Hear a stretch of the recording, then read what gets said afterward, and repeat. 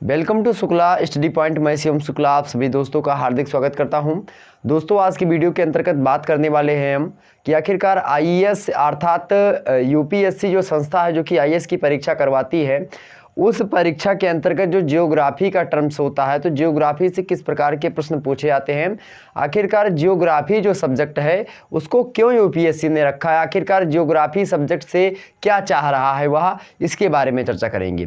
क्योंकि आपके व्यक्तित्व का निखार होता है जब आप जो है यूपीएससी के सिलेबस को पढ़ते हैं। आखिरकार यूपीएससी के उसी सिलेबस के अंतर्गत जियोग्राफी को क्यों समाहित किया गया है, इस मुद्दे पर आज की वीडियो में हम चर्चा करेंगे।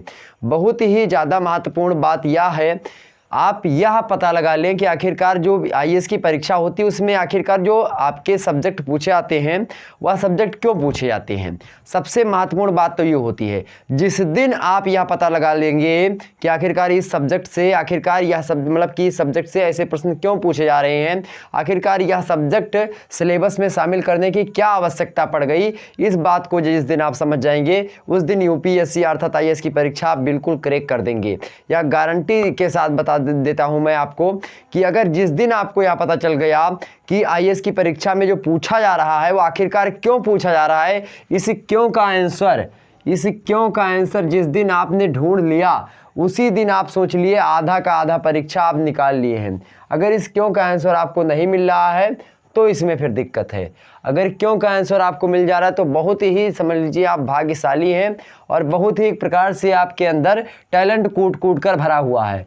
आखिरकार किसी भी सब्जेक्ट से क्यों आखिरकार जो है वह सब्जेक्ट को शामिल किया गया है, क्यों आखिरकार उससे प्रश्न पूछे जा रहे हैं, क्या ऐसी ज़रूरत थी। मान लेते जियोग्राफी सिलेबस में शामिल किया तो क्या ज़रूरत थी कि जो है एक प्रकार से अगर बताऊं तो हिमालय की ऊंचाई 8,848 मीटर है, 8,848 मीटर है या फिर 850 मीटर है, कहीं कहीं पे मिलेगा 848 850 8,850। तो आखिरकार इसको जानने से क्या मतलब है, ये फैक्ट है सीधा कि हाँ इतनी ऊंची है, तो इसको जानने से क्या फ़ायदा, इसको जानने से क्या मतलब होता है, तो इसको जानने से लगभग क्या मतलब होता है। तो इसको जिस दिन आप यह पता लगा लेंगे कि आखिरकार यह क्यों पूछा जा रहा है, वैसे तो ये पूछा नहीं जाएगा कभी, लेकिन आखिरकार जो ज्योग्राफी से पूछा जा रहा है तो किस टाइप के प्रश्न पूछे जा रहे हैं और क्यों ऐसे प्रश्न पूछे जा रहे हैं, जिस दिन आप पता लगा लेंगे उसी दिन समझ लीजिए आप जो है सही तरीके से तैयारी करते हैं। तो सबसे पहले हम जड़ तक चलते हैं किसी भी सब्जेक्ट के, आखिरकार वह सब्जेक्ट क्यों पूछा जा रहा है और किस प्रकार से उसमें पूछे जाने का ट्रेंड है। आखिरकार वह सब्जेक्ट जो है उसके अंतर्गत क्या क्या चीज़ें समाहित होती हैं और उन समाहित जो चीज़ें होती हैं समस्त चीज़ें वहाँ से नहीं पूछी जाती, बस उनमें से कुछ ऐसे फैक्टर पूछे जाते हैं जो कि एक प्रकार से एक आईएएस ऑफिसर को के लिए रिक्वायरमेंट होती है। जैसे मान लेते हैं, एक मिनट के लिए मैं समझा दूँ आपको, कहीं जो है मान लेते हैं बाढ़ की समस्या हो गई या विस्थापन की समस्या हो गई या पारिस्थितिकी अपकर्ष की समस्या हो गई या इसी प्रकार से मान लेते हैं किसी भी प्रकार की कोई समस्या हो गई, उन्हीं समस्याओं को जो कि समाज में व्याप्त है, समाज में व्याप्त समस्याओं को, समाज में व्याप्त बुराइयों को, समाज में व्याप्त एक प्रकार से रूढ़ियों को मिटाने का कार्य एक आईएएस ऑफिसर का होता है। एक प्रकार से साथ ही साथ समाज को भी देखता है वह एक तरफ, और दूसरी तरफ जो होता है वह कानून के पहलुओं को भी देखता है। तो एक आईएएस ऑफिसर को एक प्रकार से अनौपचारिक और औपचारिक दोनों मुद्दों को साथ में लेकर के चलना होता है, समन्वयात्मक रूप से उसको चलना होता है। तो ऐसे में जियोग्राफी उसका क्या मदद करता है, इस वीडियो के अंतर्गत हम यही जानने वाले हैं। तो वीडियो को लास्ट तक देखिएगा, आपके सपने साकार होंगे या बात ध्यान होगी अगर आपको इस क्यों का जवाब मिल गया तो। ओके, ध्यान रखेंगे, मैं भी कर रहा हूं तैयारी, आप भी करिए, बड़े आसानी से हम और आप मिलकर के एक नई जो है दिशा में आगे बढ़ें और एक नई ट्रेंड के हिसाब से आप तैयारी करें, मैं भी तैयारी करूं और एक अच्छी खासी रणनीति के साथ हम लोग चलें। ओके, यह बात ध्यान रखेंगे। यहां पर समझिए जियोग्राफी है, एक मिनट रुकिएगा, मैं जो है थोड़ा मार्कर में सही डाल लूं, एक मिनट रुकिएगा भाई, मैं रोक देता हूं। तो मैं बता रहा था आखिरकार क्यों ऐसी चीजें पूछी जाती। देखिए जियोग्राफी, जैसे मान लेते हैं आज की वीडियो में जियोग्राफी के बारे में चर्चा करेंगे। जियोग्राफी को हिंदी में भूगोल कहते हैं हम, इसको सभी लोग जानते होंगे आप। अब इस भूगोल में बहुत सारे ऐसे टेक्निकल शब्द होते हैं जिन टेक्निकल शब्द को भी हमको समझना होता है किसी भी परीक्षा को पढ़ने से पहले। जैसे इसमें अपर्दन, अपक्षय, अनाच्छादन, निक्षेपण इत्यादि चीज़ें होती हैं, डेल्टा और उसके बाद में एस्चुरी, बहुत सारी ऐसी चीज़ें होती हैं जो कि जटिल शब्दावलियाँ हैं। उन जटिल शब्दावलियों को हमको सरल शब्दावलियों के हिसाब से उनको समझना है। वैसे मैं समझाऊँ किसी दिन कि कौन सी जटिल शब्दावलियाँ हैं, उनको हम किस प्रकार समझ सकते हैं, आखिरकार उन शब्दावलियों को हम किस प्रकार से डील कर सकते हैं और बड़ी आसानी से सारे मुद्दे क्लियर कर सकते हैं। ओके, चलिए यहाँ पर मैं बताने वाला हूँ आपको 1 मिनट के अंतर्गत कि आखिरकार जियोग्राफी मान लेते हैं, जियोग्राफी का एक टॉपिक मान लेते हैं नदी। नदी से किस प्रकार से प्रश्न पूछेगा एग्जाम में, नदी से मान लेते हैं जो प्रश्न पूछने का ट्रेंड है, आखिरकार नदी से अगर प्रश्न पूछेगा तो कैसे प्रश्न पूछेगा इस बारे में यहाँ पर समझिए। मान लेते हैं नदी है, नदी अब यहाँ से गंगा नदी है। अब गंगा नदी मान लेते हैं गोमुख से निकलती है। यह बात आईएएस की परीक्षा में कभी नहीं पूछी जाएगी, सभी लोगों को पता है जो है वहाँ से निकलती है, लेकिन इसको आईएएस ऑफिसर से क्या मतलब, ये कहाँ से निकलती है, बस उसको रिक्वायरमेंट यह होती है, एक आईएएस ऑफिसर को रिक्वायरमेंट यह होती है कि आखिरकार इस नदी से किस प्रकार से हम समाज को लाभ पहुँचा सकते हैं, किस प्रकार से इस नदी के माध्यम से हम सरकार को लाभ पहुँचा सकते हैं। तो अनौपचारिक और औपचारिक दोनों तरीके से हम किस प्रकार से एक तरीके से हम समाज के लोगों को और दूसरे में हम जो है सरकार के लोगों को किस प्रकार से हम लाभ पहुंचा सकते हैं, इस बारे में यहाँ से प्रश्न आपसे पूछेगा। जैसे मान लेते हैं नदी है, नदी कोई इधर से बहते हुए आ रही है। अब इसी नदी पर मेरे प्यारे दोस्तों क्या हो रहा है, इस नदी का वेग मान लेते हैं यहाँ से गोमुख से निकली गंगा। वैसे बताऊंगा किसी दिन गंगा का उद्गम पूरा का पूरा विस्तार समझाऊंगा, नदी कहाँ निकली। मान लेते हैं या गंगा नदी निकली। अब इस गंगा नदी में जब पहाड़ों से चूंकि बड़े बड़े जब ग्लेशियर पिघलते हैं, इन्हीं पहाड़ों से ग्लेशियर इसी पर जमे होते हैं। ग्लेशियर मतलब होता है बर्फ़ का टुकड़ा, जिसको हिंदी में हिमानी के नाम से जानते हैं। हिंदी में हम ग्लेशियर को हिमानी कहते हैं, अंग्रेजी में ग्लेशियर हम ही कहते हैं। तो ग्लेशियर आपने सुना होगा लेकिन आपने हिमानी नहीं सुना होगा, और हिमानी सुना भी होगा तो लगभग आपको पता नहीं होगा कि हिमानी क्या है। आप सभी को पता है, लेकिन कुछ ऐसे स्टूडेंट्स होते हैं जो शुरुआत में आते हैं, उनको हिमानी शब्द का मतलब नहीं पता होगा। हिमानी का सीधा सा मतलब होता है अंग्रेजी में ग्लेशियर, जो कि एक प्रकार से बर्फ़ का पहाड़ होता है, बर्फ़ का टुकड़ा होता है। इन्हीं पहाड़ों के ऊपर क्या होते हैं, बर्फ़ जमे हुए होते हैं। जब यही बर्फ़ क्या होते हैं, पिघलते हैं। क्यों पिघलते हैं, जब तापमान में वृद्धि होती है, जब ग्रीन हाउस गैसेस जो होती हैं अधिक मात्रा में वातावरण में आ जाती हैं, तब क्या होता है, यही ग्लेशियर पिघलने लगते हैं। और चूंकि जब जो कार्बन डाइऑक्साइड की मात्रा जैसे बढ़ेगी, कार्बन डाइऑक्साइड सूत्र क्या होता है CO2, जब CO2 की मात्रा बढ़ेगी, और CO2 क्या होता है C+O2, 2 O मिल करके क्या बनते हैं आपके CO2 बनते हैं। ऑक्सीजन यहाँ पर देखिए, ऑक्सीजन के साथ जब कार्बन मिल जाता है, क्रिया कर लेता है, तो क्या बनता है, तब मेरे प्यारे दोस्त CO2 बनता है। और कार्बन क्या, जैसे मान लेते हैं आपने O2 लिया, अब आपने शरीर के अंदर O2 लिया, तो भैया अंदरवा से शरीर के आपके कौन सा पदार्थ निकल रहा, कि जैसे आप कहते हैं कि हम सांस लेते हैं। 1 मिनट भी बता रहा हूँ ग्लेशियर वाला, 1 मिनट समझिए, एक मुद्दा बहुत बहुत बड़ी बात मैं आपको बताने जा रहा हूँ। जैसे आपने O2 अंदर लिया, शरीर के अंदर आपने O2 लिया, आपके शरीर में गया, आपके शरीर में O2 गैस गई, लेकिन जब उसका मतलब कि एग्जॉस्ट हुआ, मतलब बाहर आई, तो एक प्रकार से CO2 कैसे निकला। ये C कहाँ से आया, या C आपके शरीर का जो मलबा है, आपके शरीर में जो खून में जो कचरा भरा हुआ है, उसी को कार्बन का सीधा सा मतलब कचरा, तो वो कचरा क्या आ रहा, बाहर आ रहा, तो इसीलिए CO2 निकल रहा है। समझ में आ रही बातें, तो ये होता है मुद्दा। तो इस प्रकार से आपने ये समझा।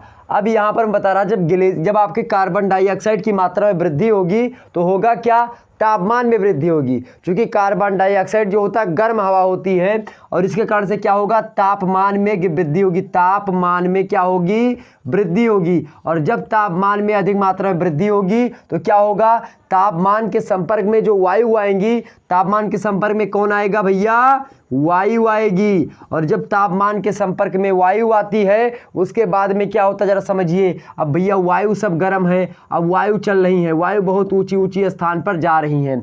अब इसी वायु क्या होंगी, देखेंगे यही वायु क्या होंगी, बर्फ़ों पे जो जमे हुए बर्फ़ के टुकड़े हैं, इनसे टकराएंगी। अब चूंकि यह बर्फ़ के टुकड़े जो हैं वह ठंडी अवस्था में हैं और जमे हुए हैं, जमा हुआ जल ही क्या कहलाता है, बर्फ़ कहलाता है। और जब ये गर्म हवाएं इन बर्फ़ के पिघले मतलब कि बर्फ़ के पहाड़ से टकराती हैं, तो क्या होता है, एक तरफ से गर्म मिल रहा है भैया, क्या मिल रहा है, गर्म मिल रहा है, उधर से ठंडा।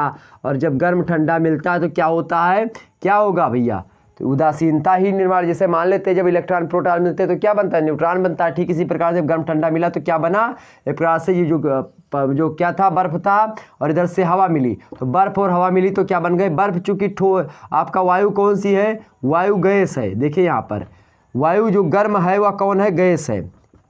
और द्रव्य की कितनी अवस्थाएं होती हैं, द्रव्य की मुख्य रूप से 3 अवस्थाएं होती हैं, लेकिन अगर बात करें हम तो कुल मिलाकर के 5 अवस्थाएं होती हैं। तो एक होता है आपका ठोस, दूसरा होता है द्रव, और तीसरा होता है गैस। और ध्यान रखेंगे जो दो अवस्थाएं और आपकी होती हैं, उन 2 अवस्थाओं में एक होता है आपका बोस आइंस्टाइन मतलब कि कंडेंसेट, बोस आइंस्टाइन कंडेंसेट, और दूसरा जो होता है आपका प्लाज्मा। ठीक, प्लाज्मा क्या होता है, जैसे आपके सामने कभी जो है नाक बही है आपके, तो जो नाक वाला पदार्थ होता है, या फिर एक प्रकार से आप बोल सकते हैं ऐसा पदार्थ जो एक प्रकार से ना तो जल में हो और ना ही वह एक प्रकार से गैस में हो और ना ही वायु, मतलब कि ना गैस में हो, ना ठोस में हो, ना द्रव में हो, चिपचिपा थोड़ा सा ऐसा है। जैसे नाक कभी बही होगी तो आपको पता होगा, तो नाक जैसे मतलब कि नाक क्या होता है, एक प्रकार से प्लाज्मा होता है, खून में भी प्लाज्मा पाया जाता है, तो वो प्लाज्मा। और बोस आइंस्टाइन कंडेंसेट। ओके, तो ये होती 5 अवस्थाएं कुल मिलाकर के। अब यहाँ पर देखने का प्रयास करें, गर्म कौन है, वायु यानी गैस यहाँ पर है, या ठंडा कौन है, बर्फ। और बर्फ कैसी अवस्था में है, बर्फ जो आपका है वह ठोस अवस्था में है।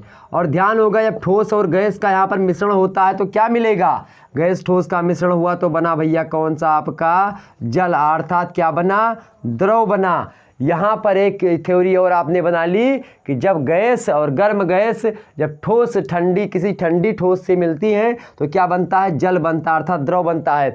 आपको पता होगा मेरे प्यारे दोस्तों, एक बात यहाँ पर बता दूं मैं आपको, एक बात आपको पता होगा, जब आप किसी बिस्लरी की बोतल को पानी के जो कि ठंडा होता है, या फिर आपने किसी मतलब मालती स्प्राइट का बोतल लिया, स्प्राइट के बोतल को आपने खरीदा, और ख़रीदने के बाद में क्या किया मेरे प्यारे दोस्तों, खरीदने के बाद में इसको सील पैक ही है और इसको आपने रख दिया वातावरण में। अब वातावरण की गर्म हवाएं क्या होंगी, आकर के इसके जो है पृष्ठ से टकराएंगी। अब चूंकि इधर से हवा आ रही है, तो हवा क्या है, गैस है, गैस अवस्था है।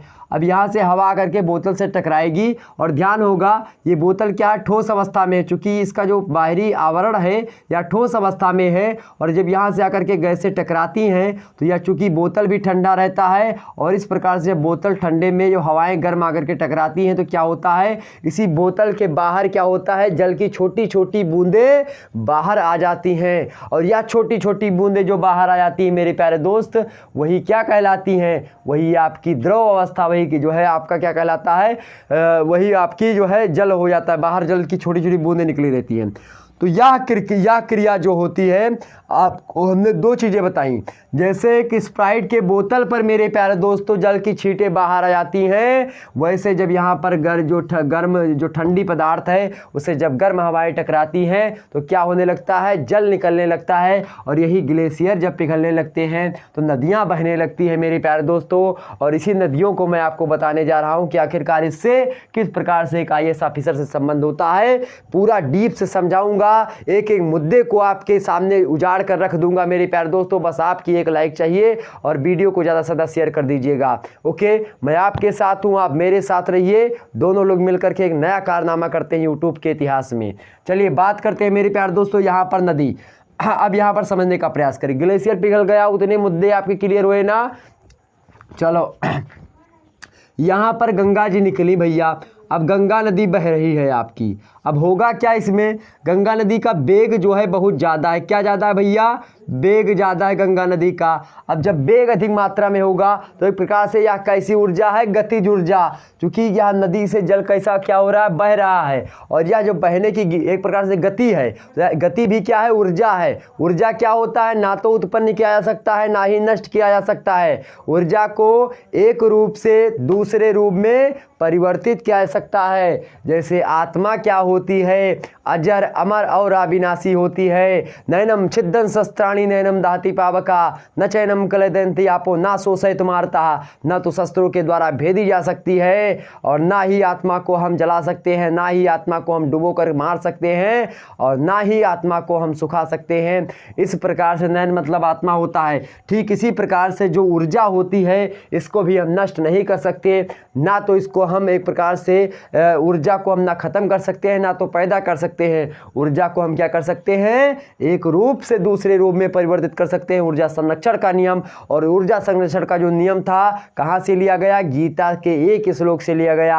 नैनम छिद्यन्ति शस्त्राणि नैनम दहति पावकः न चैनम क्लेदयन्ति आपो न शोषयितुमर्हतः। प्राचीन शिक्षा को मैं आगे आपके सामने नवीन शिक्षा के रूप में ला रहा हूँ। नवाचार की दृष्टि से आप पढ़ने का प्रयास करें।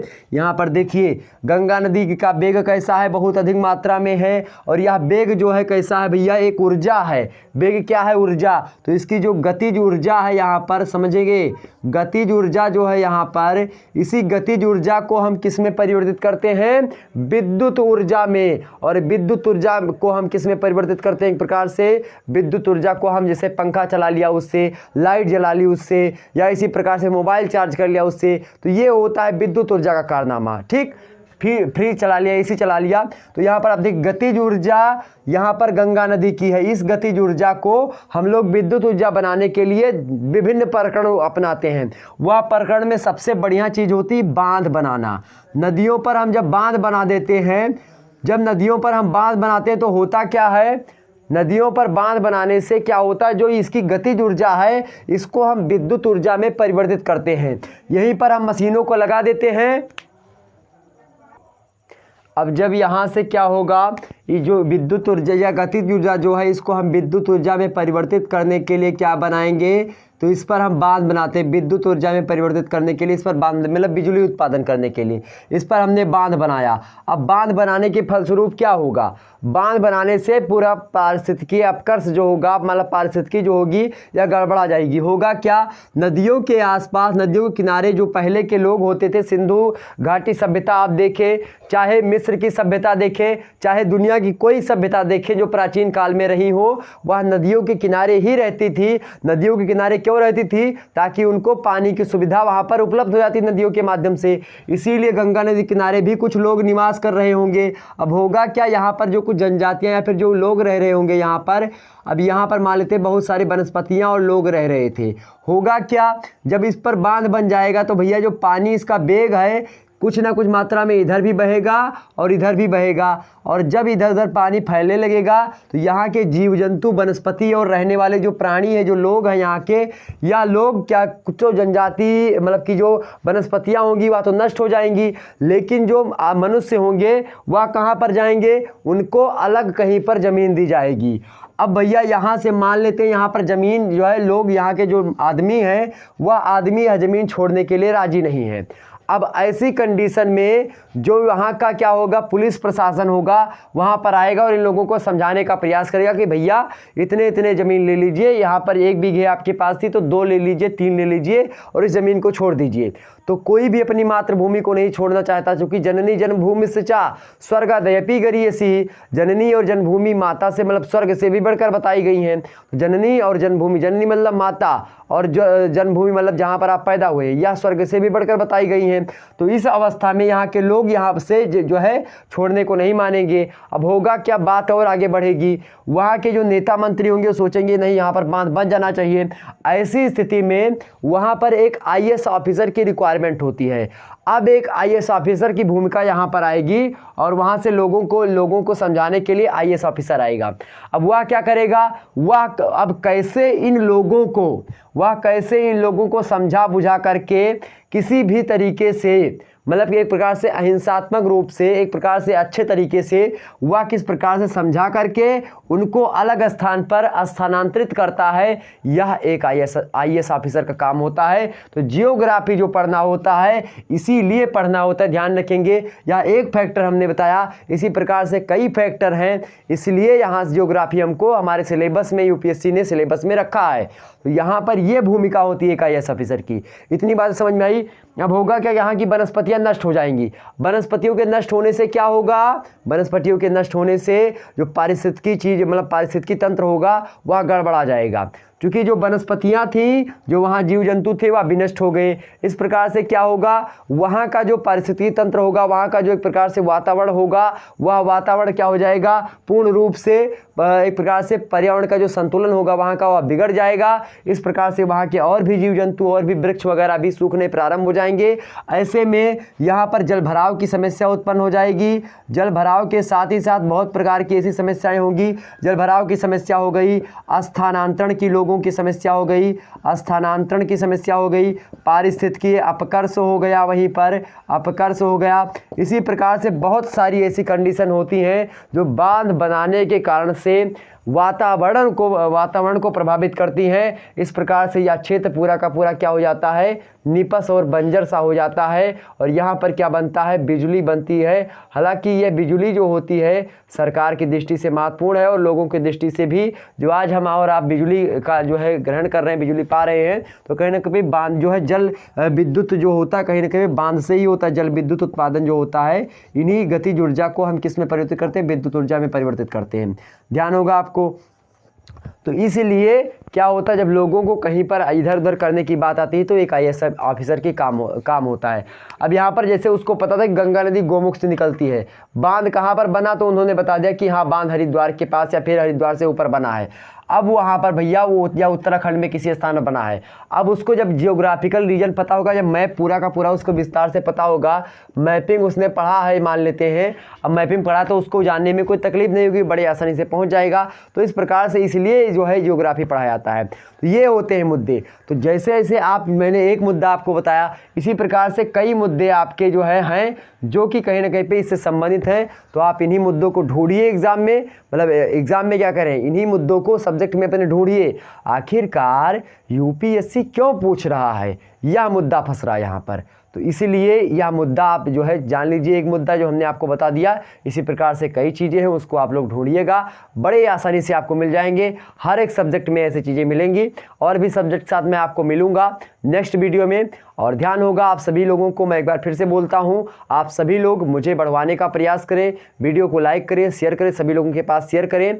और ध्यान होगा एक प्रकार से अपने इंडिया को आगे बढ़ाने के लिए हम और आप दोनों एक कदम मिला करके चले, हाथ मिला करके चले।